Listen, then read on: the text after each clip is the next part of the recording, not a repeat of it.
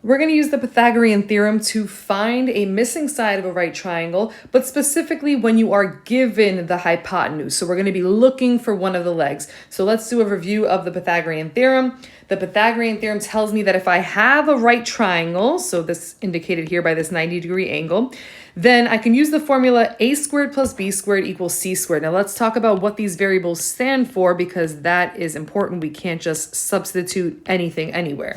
The c is our hypotenuse. Two important things about the hypotenuse. The hypotenuse is the longest side of the right triangle, and it's also always across from the right angle. So if you have all the measurements, you would know what the longest side is. If you don't have the measurements, you look across from the right angle, and that will tell you where the hypotenuse is.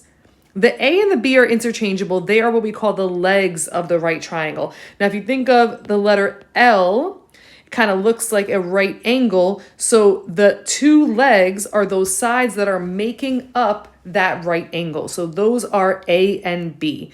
And so if we add up the squares of the legs, we will get the square of the hypotenuse in a right triangle. So let's put this in action. We are given a right triangle here, and we know that because of the right angle indicator, and we want to find the value of x. So I know it's a right triangle. I'm looking for sides, or a side rather, so that means I'm going to write down the Pythagorean theorem. And now I'm going to make sure I substitute correctly. So I look at what I have. The two values I'm given are 5 and 13, but I can't just put them anywhere in the formula. They have to go into the right place.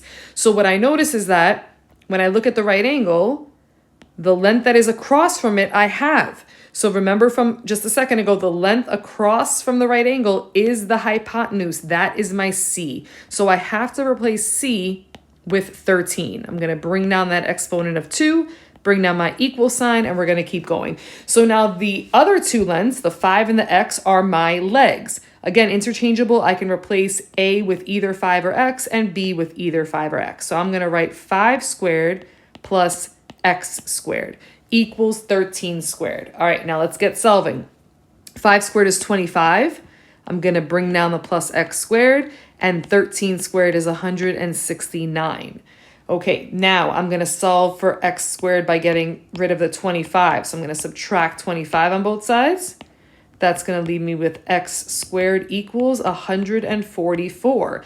Now that I've solved for x squared, I want to solve for x. Well, to get rid of that exponent of 2, I'm going to do the opposite, which is to take the square root. So square root of x squared is x, and the square root of 144 is 12. So that means that this length is 12 centimeters.